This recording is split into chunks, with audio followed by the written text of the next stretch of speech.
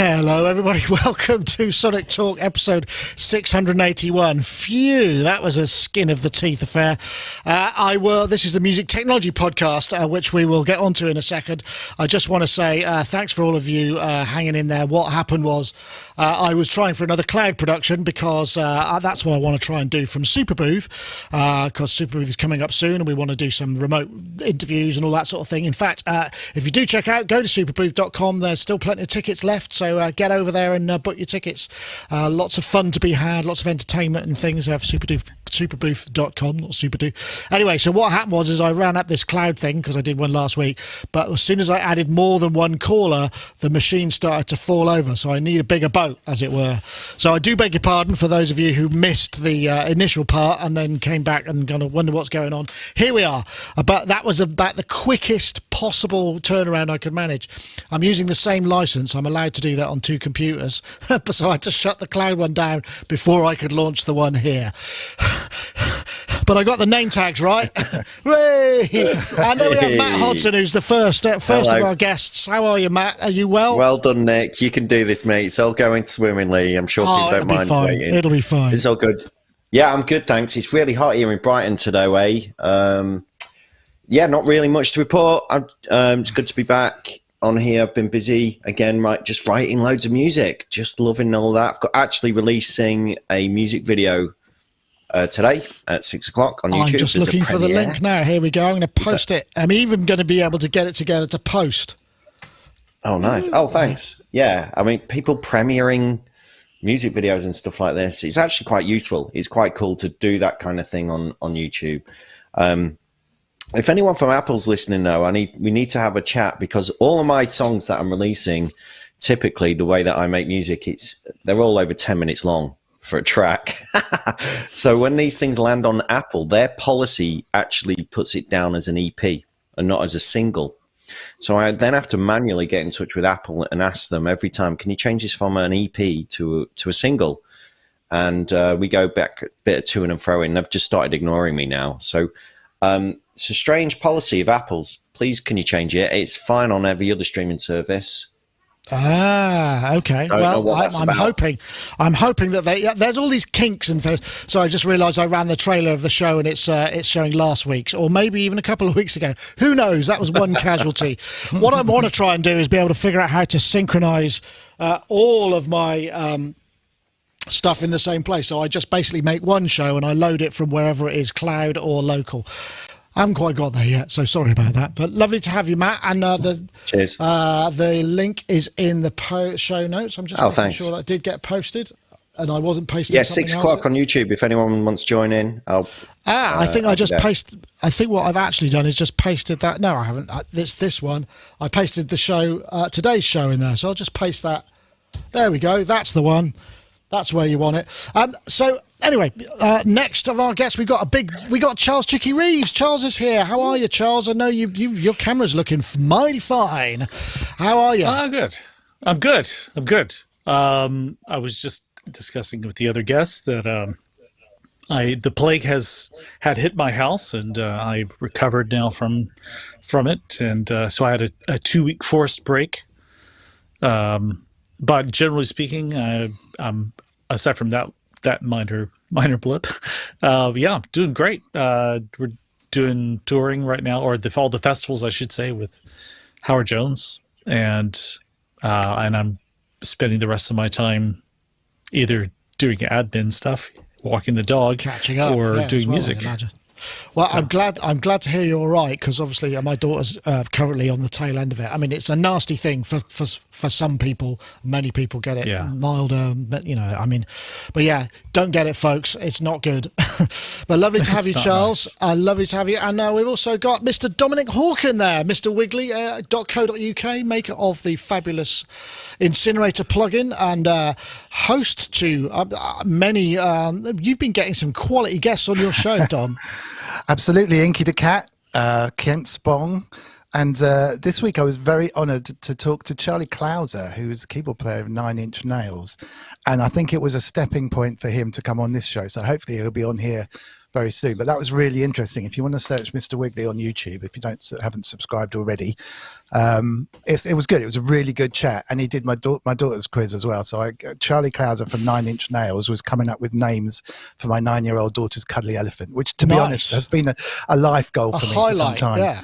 Yeah, absolutely. If anyone wants to donate a super chat today, all proceeds go to a very large drink for Nick after the show. So I think that's I'll be all right. Very well spent. I'm also getting lots of phone calls from my partner, who either it's an emergency or she's forgotten. It's either one. So I'll go. We've also we were going to try and have 5. So we've got Mr. Dave Spiers here as well. How are you, Dave? You all right? I'm all right. Yep. Chaos as usual. You can see by my makeshift headphones, because I was going to do this from the cabin, from the studio, and when I got there I hit Nick up and the bandwidth was, I think it was an upload of about 1.5 megs. So I jumped in the car and came back to my room at home. So yes. Have you got a large amount of bandwidth now from home, or is it dubious? Yeah, home is good. But that's okay then. Studio, what a nightmare! But it's in the middle of nowhere.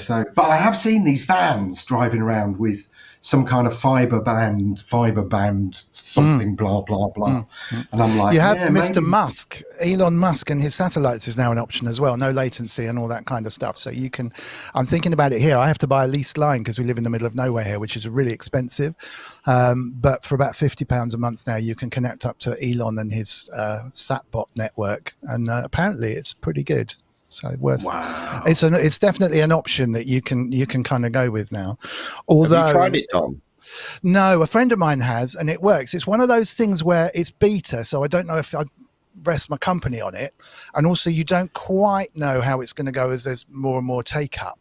But it's absolutely an option, because literally the leased line coming to here is 100 megabit, and it costs £500 a month to get that into this house. Ooh. Whereas 2 miles up the road, you can get pretty much the same for £25 a month or something. Do you know what I mean? So £50 a month for a sat network is instantly a tenth of the cost. It's utterly crazy. The way broadband works is, they are committed to put in to 80% of the countryside a full broadband link, and because myself and a couple of other people in this area have paid for heavyweight expensive links, we just happen to be not into that 80% anymore. So it's almost like they go down the list and go, well, we make quite a lot of money from those guys, so we'll stop halfway up that road with the broadband connection. Well. You know what I mean? So it's like, okay. Anyway, I'm back in the room. Thanks for covering there. Good Thanks stuff. for that, and obviously interesting stuff too. But crikey, right? It's one of those days. Yeah, it's one of those days. It was delivery from Amazon. That's the monitor that I've been trying to get so I could do more of this remote stuff. But he needs to speak to me, and it's like, but I can't speak to him. It's like, oh well. Anyway, never mind. I'll have to wait until it arrives another time. Apparently, you now have to show your passport when they drop it off. I don't really understand the whole. What? Yeah, well, I don't really know how that works. Anyway, sorry to be boring with the keyboard. We've actually got news this week. There's stuff going on, so we should probably start with some news. Here's some.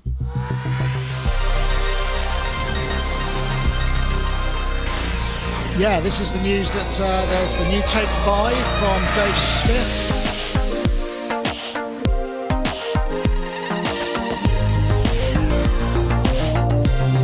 Which seems to be like a 5-voice Pro 3 in terms of looks, but it's got a Spotify filter as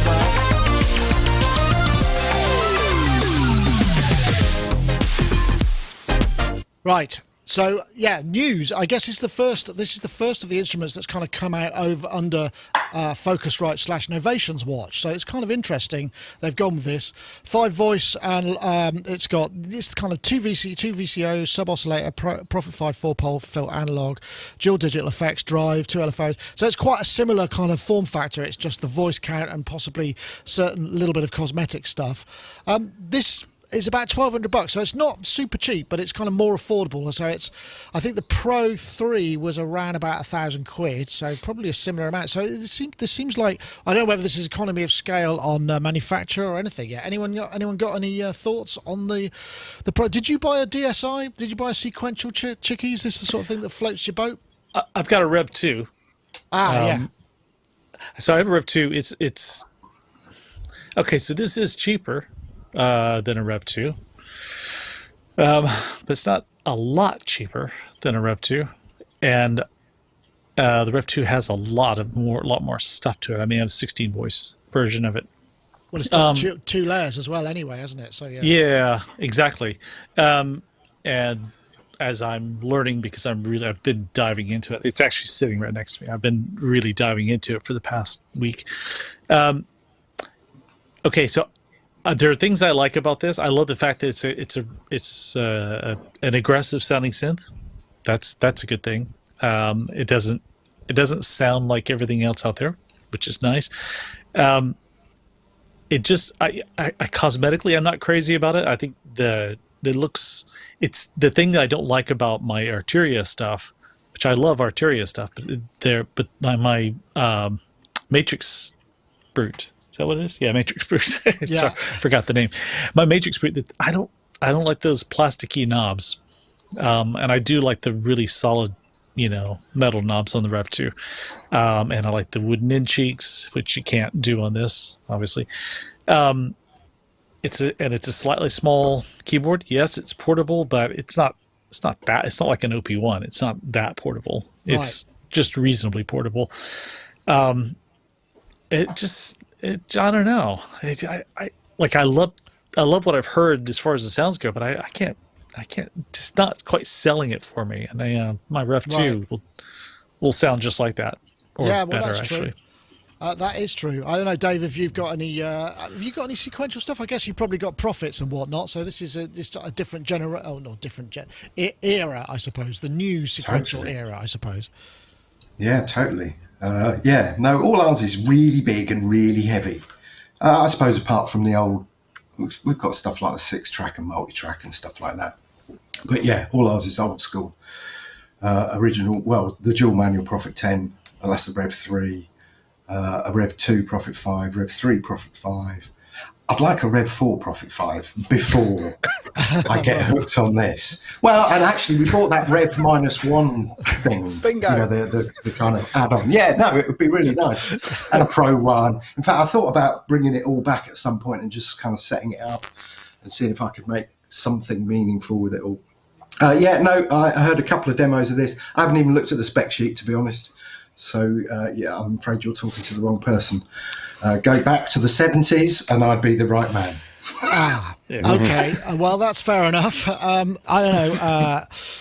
Yes. What are you thinking, Dom? I definitely want to try. I want to try it. It's set up to be slightly confusing, isn't it? I mean, I've got a Prophet 6 and an OB6, and I honestly love both, but the Prophet 6 is just such a wonderful keyboard, and this being polyphonic with a small keyboard. It feels a bit like quick, get one out.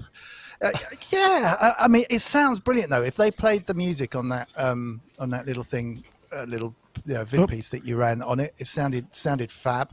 Oh, I'm gonna go this way. Yeah, no, sorry, that's my fault. I haven't got my joystick.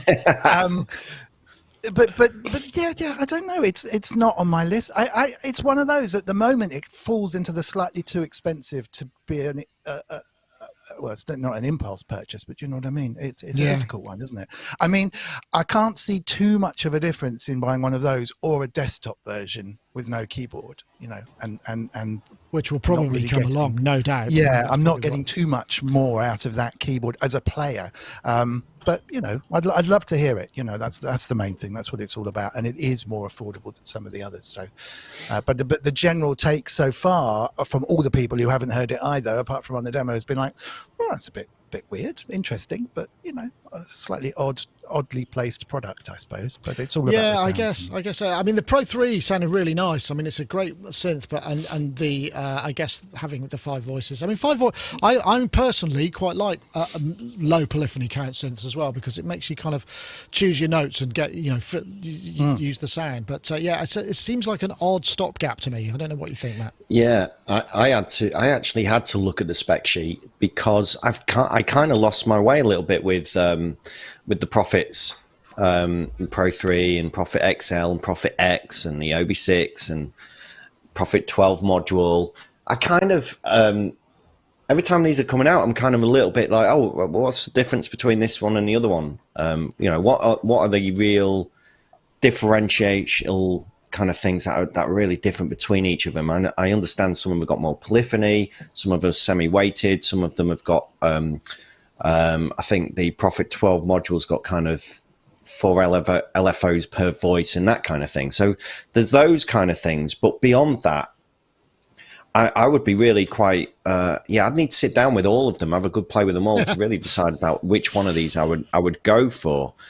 I must admit, when DSI Instruments started out, when he came back, Dave Smith, and he launched the Evolver, I've talked about this before on the other shows, but the Poly Evolver for me is, I just thought that was just absolutely amazing, and I was looking forward to seeing more of that. If anyone's got a Poly Evolver, by the way, they want to sell me for really, really cheap, do send me an email. Send it over, yeah. Okay, please. We'll see if we can get that arranged. Anyway, I didn't want to spend too long on that, but yes, actually, what I'll do is I'll quickly take a breather by bringing in a little bit of message from our friends over at iZotope. iZotope Producers Club is a one-of-a-kind membership for producers ready to take their tracks to the next level. Once you join, you'll gain access to powerhouse iZotope plugins and a curated selection of tools from our partners, such as Melodyne from Celemony. Plus, as long as you're a member, you'll get every future update to the iZotope plugins in your membership for no extra cost. We'll also regularly serve you new curated content like exclusive inspiration-sparking sample packs and preset packs, and industry-leading training ranging from our own tutorials to vocal production lessons from the world-renowned Berklee Online, taught by Grammy-winning producer and engineer Prince Charles Alexander.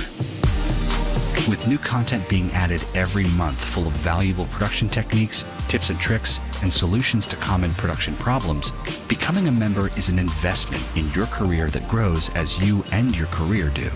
For more information on iZotope Producers Club, head to iZotope.com. And of course, if you head over to iZotope iZotope.com/sonictalk, you get the information on all of that stuff and kind of other deals that they may be offering our listeners. Thank you very much to them for supporting the show. Right, well, I think we're going to leapfrog because this is something I know Dave's very interested in. So this is the Sampler plugin you can. Hi, I'm Hainbach. There we go, Hainbach. That's who we're looking for. I knew very little about Italian synths before making this video. This is Hainbach's I've video become where he completely visited. No, addicted I've got to try and now. find all the bits. In the Marca region of Italy, tens of thousands of people worked on organs, accordions, but also synthesizers that were rather different from what the rest of the world was doing at the time. As many factories closed and companies disappeared in the mid-90s, the rich history of Italian synthesizers seemed to disappear forever. Right, I'll stop it there because this is like a cornucopia. Hainbach went to visit. It's called the Museo. My Italian is terrible. Museo del Synth Marchigiano. I guess that's about right. And it's dedicated to between the 60s and 80s. There was a huge number of really innovative and unusual instruments. I mean, we know a little bit about like the Elkers and the Orla, that kind of stuff, and the General MIDI. Was it? I can't remember what it's called now. But there was a whole sort of area of them. But there are many, many more, and there are some really interesting ones here. I mean, this looks like really rich pickings for somebody who's looking for synths to emulate or remake that they've never heard of, and they've got some beautiful stuff here. Let's see if I can find this. Let me see. So yeah, Computer Rhythm, Cumulus Spirit. My favourite was the CRB Uranus 2, which I don't know what they were thinking naming it that. The Milton Gemichord, Logan String Melody, Farfisa. There's a bunch of stuffs that is really unusual, and the video is well worth watching. Let me just find the link, and I'll post that in the chat room quickly. But What's interesting to me is I didn't know. I mean, this was all complete news to me. I know that Dave, you were involved a little bit in some other Italian stuff back in the 80s with sort of MIDI and whatnot. So perhaps you had a bit more to go on than I do. But some of these things, just never ever heard of them. Yeah, it's fascinating. I mean, obviously we all know about the Elka Rhapsody and the Synth. I mean, Elka was obviously, a big kind of world brand. But yeah, no, I did quite a lot of consultancy work in the 90s, and probably it's kind of started in the late 80s when the guy I was sort of in business with at the time, he was doing consultancy work for Farfisa, and went to stay at Mr. Bontempi's house, who owned Farfisa, and there really was there a is Mr. actual Bontempi. Mr. Bontempi. Yeah, who lived in a mega mansion. And I remember him coming back and talking about this Mars thing, which was real-time digital audio synthesis, which at the time, was just like, what is this thing? And then when I was fortunate enough to see it in a lab, it was like, oh, wow, this was completely life-changing. Sounds that I hadn't heard before, architect, just very, very, I mean, you needed a degree to operate it, but the point is that this guy is absolutely spot on. I mean, I love what Hainbach does, but when he interviews the guy who runs the museum, he's absolutely spot on, because Italy was really, really important from the 60s to I suppose, kind of mid-90s. Most of my work was done with General Music, which also went out as Gem. In fact, I was there when they acquired the Elka brand, and that was an amusing conversation, because they needed to, basically I was there to try and create a pro division, or help steer a pro division in some direction, because all of their stuff had been kind of home accompaniment keyboards. I mean, General Music's history goes way, way back, 200 years. Church organs, accordions, just like Hainbach said. We did the Pro 2 piano, which was pretty cool at the time. That had a load of synthetic resonance with 8 mega of memory. That was pretty amazing. We did the Equinox and the Pro Mega piano, and I got them endorsees like Emerson and Wakeman and stuff. And the real difficulty was because I thought the products were great, but because their distributors were so used to the home market, which is very different to the pro market, they just didn't really know how to sell it. So I think the sell through was quite a big challenge. I mean, there's a heartbreaking video on YouTube of the General Music factory, once it had closed. In fact, one of my early briefs was quite funny. It was basically, there was a corridor down the middle of the premises, and one side was engineering, and they were very clever, and the other side were the music guys, the creative guys, and I had more affinity with them than the kind of engineers. So all of the kind of creative guys were master musicians. I mean, amazing guys. Gianni Giudici, a guy called Enzo Bacero, and Chris Anthony, amazing. But my brief from the kind of boss man, which was a bit like going into a scene from The Godfather, was, you are young and you need to get these people to talk to these people in order to create better product, because engineering could create anything. But in order to turn it on, you needed to stand on one leg, put one hand in a bucket of water, press 4 knobs with something, and then turn it on. And of course, creative guys were off on their own kind of tangent. And I spent 2 weeks there on one occasion. I mean, I've flown there a lot. But actually, at the end of it, I just went back to the boss and said, there's only one way that we're ever going to get these two sides talking to each other. And that is one giant party with lots of cocaine and hookers, which was obviously a joke. But yeah, amazing, just an amazing experience. And what happened was, I mean, so this was up just south of Rimini, they were, and they had a hotel on the beach where I stayed, which was amazing. And I'm not kidding you, it was like 12:30 would come around. We go for lunch now. 3 o'clock would come around, having the most amazing lunch, and it would be like, we got to do some work now. And then 5:30, 6 o'clock, we go for dinner now.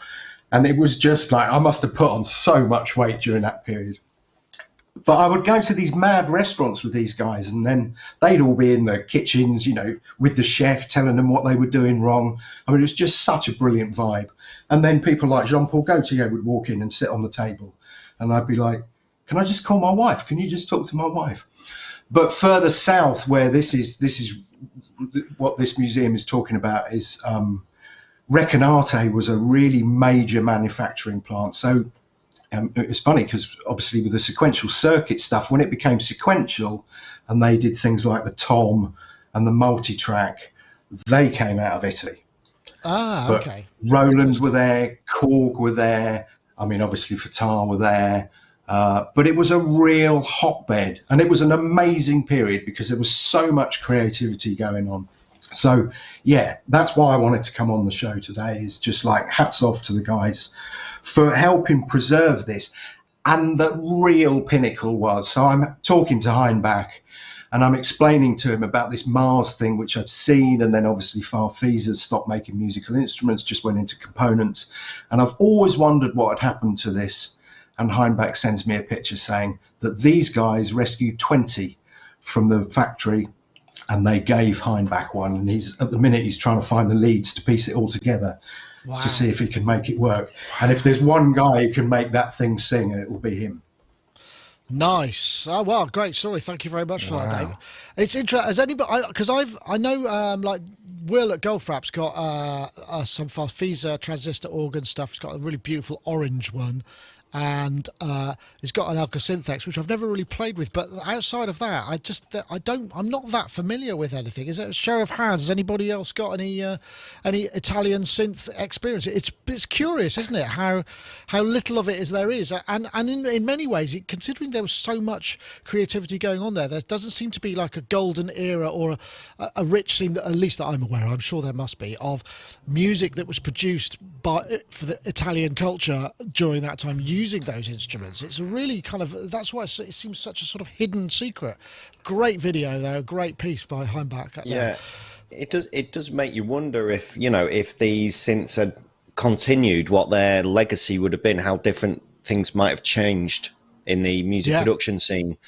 Instead of using a lot of the Roland, the Korg synths, which obviously have been quite dominant in the synth world, if these had actually took off, just wondering what impact they might have had, because some of these have got just such amazing sounds. There was a couple, I didn't watch the whole video, but there was certainly a couple that jumped out to me, and I was just like, wow, yeah, they sound really great. I think there was the Krumar DS2, that one, and that sounded amazing. And not only that, as well, the other thing that stuck out to me, Dave, was the interface for all these synths were quite radically different as you went across them. There was some of them that looked completely different from the others, and I'm presuming they're all within the same kind of period of time, pretty much. I don't know what we're talking, within 10, 20 years or something like that period of time.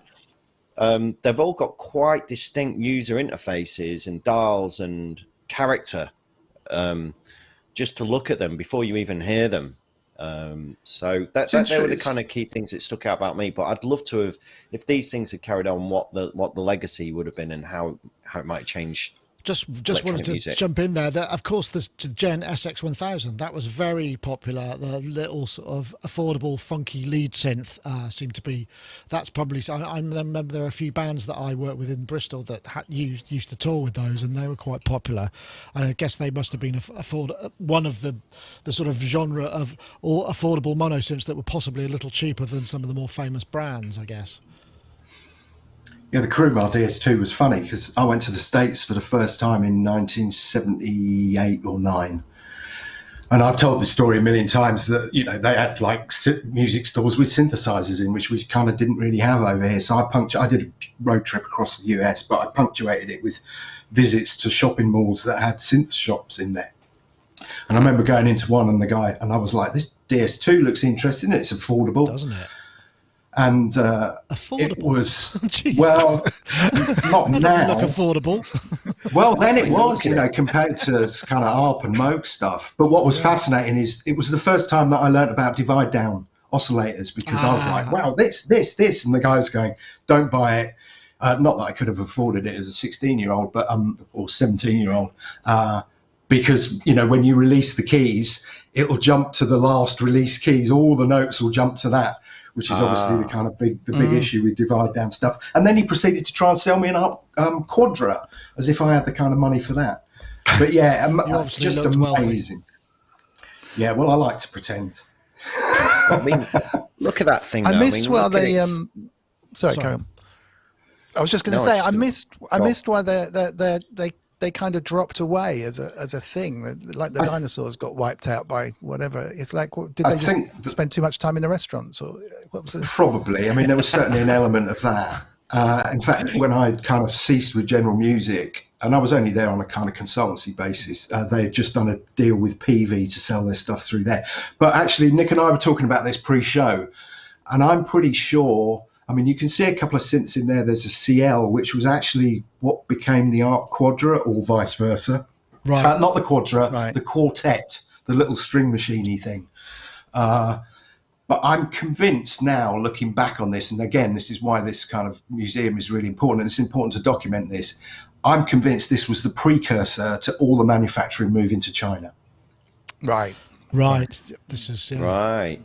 I know, Charles. You've toured a lot. Did you come across any of this stuff in your, in little second-hand shops in the Italian gigs that you? Where do they? Yeah, where are well, they all? You know, it's interesting. Like, I was thinking about this when watching Hainbach's video. Is that Italy seems to be its own world, and it's certainly in my industry. Like, I have yet to work with any acts that would tour Italy. Like they just it's like it's a parallel planet to them. And in the States, I didn't realize the Italians made synths until I started getting into vintage synths. Kind of, when I was in New York, before I came here. But before that, I mean, there was Roland, there was Oberheim, Moog, Buchla, Korg. That's about it. There was just, it just didn't seem to penetrate the American market at all. I mean, I had heard about Elkas. But I never saw one. Yeah, never saw one. They were quite rare, I think. I mean, there used to be quite a lot of all of this. In the 80s. I remember there was a period of time when there would be the major synths and then stuff like the Bit 99. There were these little synthesizers that would show up in Turnkey, where I guess they get like a small batch in, and see if they could kind of bring them in. I suppose that's. Yeah, and that's interesting as well, because the Bit stuff was Krumar. And the Krumar Spirit was designed by Bob Moog. Oh, really? As far as I'm aware. Yeah. I mean, there's a huge tie-in with a lot of this stuff. And like I say, the sequential stuff. Actually, it's funny you say about the Elka stuff. We went down to look at the Elka premises when I was there after they'd acquired it. And there was a cupboard with a couple of Synthexes in. And I'd never really got on with the Synthex. I don't know what it was. I know it's supposed to be amazing, but I'd never really gravitated to it. But I remember saying at the time, so can I have one of those? Can I buy one of those? And they were like, well, we'll come back tomorrow, and then we'll talk about it then. And when we went back the following day, they were all gone. Yeah, I can imagine. Excellent. I would just say it's a fascinating subject anyway. So I'm just going to pop another little message from our friends over at Modal, just to play us out. This is the Cobalt 8, of course, the 8-voice extended virtual analog synth with innovative oscillator with more than 34 algorithms now. I think it's getting closer to 40 with the new OS updates. Morphable 4-pole ladder filter, 29 endless encoders for real timing control. Internal sequencer and arpeggiator, MPE support for expression, and Modal app for Mac, Windows, iOS, Android, and VST3 AU. Want to find out more? Head over to bit.ly/get_modal. I always get that bit wrong. I want to thank them again for their support. Okay, right. Yes, well worth watching that video. It's Hainbach at his finest, and so it's just some beautiful things here. So we're going to move the thing in totally the opposite direction now, because something that I didn't. This is another one of our posts from Midi-Era, who's been doing a bunch of news for us. This is about 11 months to craft just one Steinway & Sons grand piano, and these we thought synths were expensive. don't come cheap. Base model, 187 grand. Concert piano in ebony, the most affordable finish of any Steinway piano, will cost you about $187,000. But that Right, I won't play any more of that because it's a Business Insider video and they're probably very litigious. But it was a really interesting kind of, it's a bit of a reality check. And I know I've seen this happen a number of times before when people are talking about, you think synths are expensive, you know, buy a violin or a cello or whatever of any vintage or any kind of worth, and it's just an enormous amount of money. But it just, this is astonishing. I mean, Steinway, I think, amongst the most expensive, the second most being Bechstein, I think. I don't know about Yamahas, they're probably pretty expensive. These take an enormous amount of artisanal work and to create, and it's all about the tone. It's really interesting. I'm going to come to you first, Matt. I know you're not really a keyboardist, but I'm guessing, do you have any of these kind of quality instruments, any of the BIM stuff, or is it a bit kind of a luxury? I mean, that would be a luxury. not a Steinway. I think, you know, we'd rather spend that amount of money across the board on multiple things rather than just, right, guys, there's no tables and chairs, but we've got a Steinway grand piano you can all look at. No one's allowed to touch it, mind. But I remember the university that I did go to in West London, Thames Valley University in Ealing. It's now London University of West London. They had a Steinway there, and sometimes we was able to play on that, and it was in one of the big halls. And sometimes, you know, I'd record it, get some nice DPA mics out, that kind of thing. But I was often underwhelmed, sat playing at this thing, thinking, God, this thing costs like more than, you know, it's like the price of a house, more than a car, yeah. Like a house, yeah. And actually being underwhelmed. I didn't quite, maybe it's because I didn't appreciate the quality of it, not being a pianist, not being brought up in that sort of world. But I was kind of underwhelmed, and watching, it's funny watching that video. I mean, you even paused it at a section where they're chopping out that wood, and the guy who's doing it's got these massive gold rings on as well. They're absolutely minted. You've never seen a carpenter with so many gold rings. I missed that. Nice spot. Yeah, you paused it exactly on that bit. And but it did make me wonder, you know, are we getting around to that possibility where we can start creating these amazing sounding pianos and start 3D printing them to some extent? And I understand the mechanics and the build and the quality of the materials and this, that, and the other, and that makes it sound. But what if we started making the piano, does it have to have, I mean, do they still use ivory keys? No, they can't do. I presume not. No. I mean, what? I don't know what they're using now, but that didn't really make a difference to the sound, did it? I presume changing that. Probably not that much. I mean, I imagine a kind of a real aficionado would be able to tell the difference, but that may be down to just the fact that the one with the ivory on was built longer ago. The glue's cured, the wood's cured. Things have changed in terms of stuff. I don't know. Anybody actually a proper pianist who would kind of okay, we'll go to Chicky. So. I mean, there is a really nice piano when it's well set up. And again, I mean, it's very much like having a load of analog synthesizers that need constant attention. You need to work at it. You can't just sort of buy one and leave it in the room. You have to. It needs a lot of acclimatization, tuning, all that kind of stuff too, right? Yes. And up until 3.5 weeks ago, I owned a Steinway Model D. I just sold it. Oh, nice. Drinks on you then. Yeah. Yeah, exactly. I sold it because there's a hot Chinese market for it. So I actually sold it on a Chinese auction. And I just wasn't using it enough. I also had some issues with the way the pedals were on it. So Steinway came and they looked at the piano. Or they're not a person named Steinway, they're one of their technicians came, looked at the piano. He said, "Yeah, we can do this. Just it needs a bit of work and just a bit of finessing on the wood and so forth. And we can do that. It shouldn't be too much." And I said, "Well, how much is not too much?" He goes, "Oh, maybe 20 grand." It's like to fix a pedal? No way. I'm going to spend 20 grand on this piano, getting this thing fixed up. Just, I just wasn't using it enough, but mine sounded amazing. It was a 1968 Model D. It was all natural finish. So it just, cause the lacquering and so forth, that can change the sound. it was beautiful. But Yeah, it's a lot. I wasn't playing it enough. How much do you have to use it to justify keeping hold of it? I mean, but that's something we can all suffer from. I mean, how many synths have you got in the cupboard? I mean, guilty, my lord. And well, I've been thinking about that too, because I've got about maybe 10 synths that are literally sitting in a cupboard that I don't use. The piano was just eating up too much room. Yeah, I played it maybe once a year. Wow. Okay. Before I got rid of it, though, I did do some very extensive sample work on it. Yeah, I've used that sample library quite a bit. I might release it. I don't know. I'm not sure. I did weird miking. It's like 40 mics on it. I just did this insane thing. Well, why the hell not? How often are you have exactly. one of those around to work with? Yeah. Yeah, I do still have. This sounds really over the top. I do still have another piano. I've got a Yamaha Grand, which does get more use. It's easier to record with. That was also the problem with the Steinways. It did sound beautiful by itself.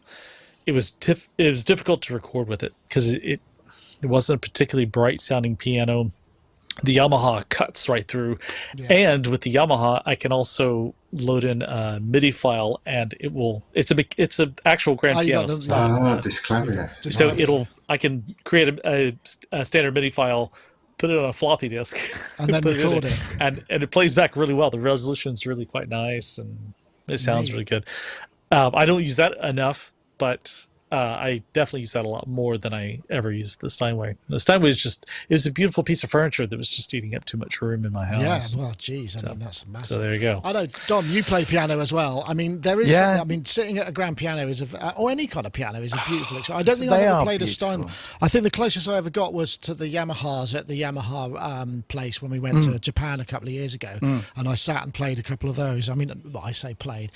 Sort of place. It's very intimidating to go and play a piano like that because there are all these people who really know how to play piano and they're like ripping it up, and you're there just sort of playing a few cluster chords and whatnot, and keeping the sustain pedal on, No, playing Lean on Me. No, I mean, they are beautiful. I was classically trained up to grade 8, and I was so bored of piano by that stage. It was really good that things like the Junos and stuff had come out, and I could get into synths. But a wonderful piece of furniture taking too much room is the best way of describing it. They sound absolutely wonderful. I read they make 1,000 of these a year, so that's a tidy little income if they're 187k. Pianos are. I mean, piano was the first touch-sensitive instrument, as far as I know. That's why it's called a pianoforte, a soft loud. Everything else you came from the harpsichord, where you pushed a key down and it plucked a string. So they were very, and organs where you pushed a note down and wind blew through a pipe. So there was no sensitivity involved. So the piano was the first thing where you could literally, the harder you hit the note, the louder it was, and the timbre changed and everything. So, I mean, historically and sonically, they sound wonderful. And wouldn't it be lovely to be able to afford not just to own one, but to keep it in the right environment and keep it beautifully tuned? But also, you can, if you want a piano, the chances are someone locally around you is giving one away, because they just, they sell for next to nothing. And, it's an amazing cross of like incredibly expensive to completely accessible, all the time. It would be lovely to own one, and it'd be lovely to just play one, but you can get, I think everyone should just play around on a piano because they're beautiful instruments. They sound a lot nicer when you're learning than, say, your daughter playing the violin, for example, which can be a little bit screechy. But, Stradivarius compared to, the free one you got off the school, it's same horses for courses, isn't it? Beautiful thing. Though. It's interesting how many places have actually got. I mean, this is the thing that I can't believe. There are actually quite a lot of grand pianos out there in the world, and I'm just wondering. I mean, if you've got obviously 187 grand is high, but I mean, imagine they're going to be 60 grand up. Most of these things. It's amazing how many there are, Dave, isn't there? In the world, have you? I mean, I know you like to play the piano. I mean, you haven't got a grand. You haven't got room for a grand piano, but nice things. I mean, have you played a Steinway? Yeah. I had to do. It was actually one of my grades that I had to do and it's a really intimidating, because it was a concert grand. I mean, Jesus, how big? And then you sit in front of it, and it's like, hang on, this keyboard makes no sense to me because everything's just like huge. and it's a really intimidating machine to try and kind of tame. It's very strange. I think out of all of the ones, I mean, that was a kind of moment. But a friend of mine runs a place over in Oxford Uni. They've got a beautiful, I think that's a Bechstein, played that. But I think out of all of them, my favourite's the Fazioli.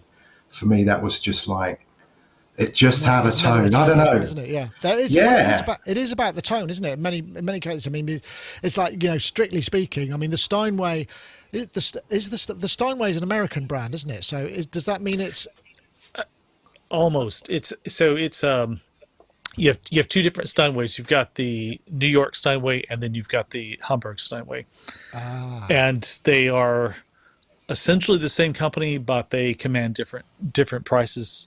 Because mine is a New York Steinway, and they were, the people who were auctioning it were trying to not mention that it was a New York Steinway to let the buyers assume that it was made in Hamburg. But I don't know why. But the buyers eventually knew. But yeah, they command different prices. Right.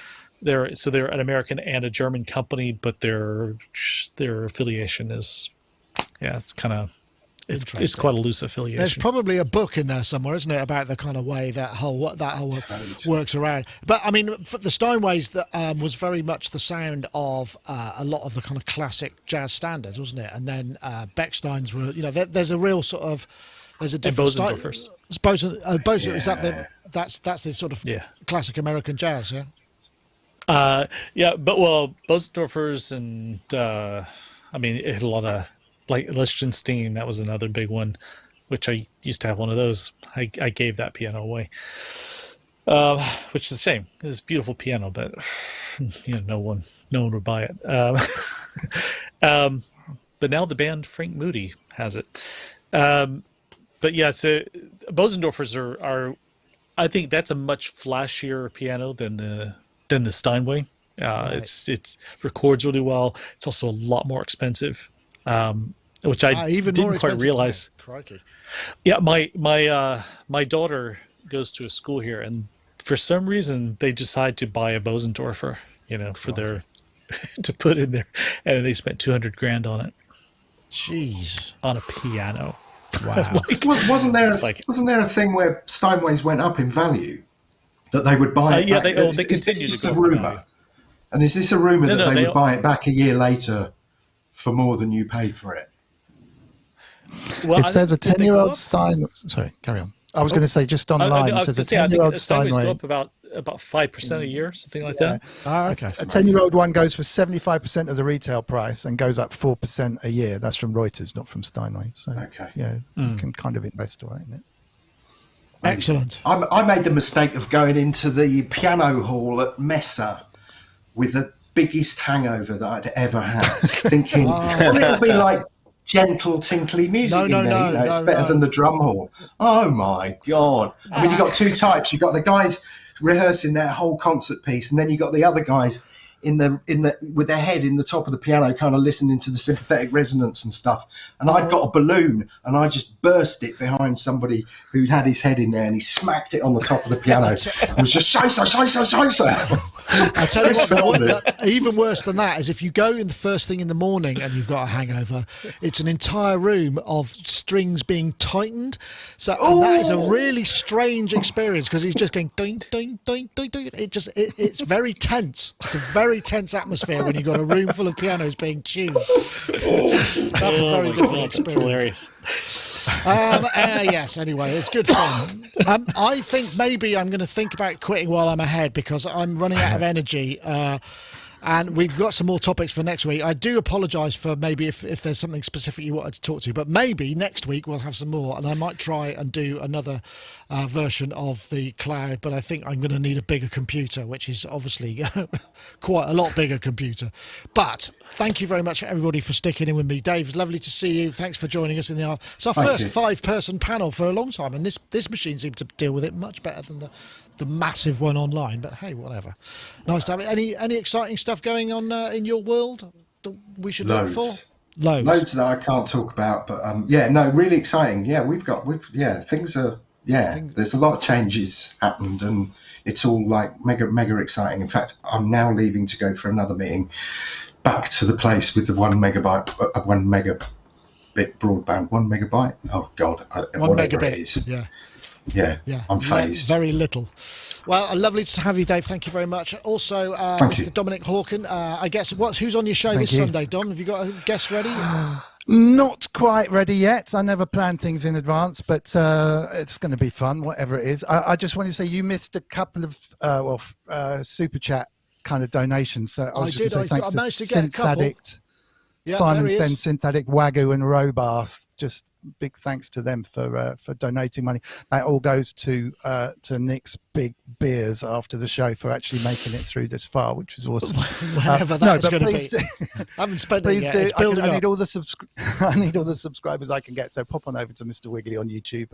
Yes. And it's always a laugh on Sundays. Please do. Yeah, it's a good one. Thank God one of us is a professional here, Dom, and you all often have you're saving my embarrassment by actually doing the proper things and saying the right stuff. Thank you, Dom.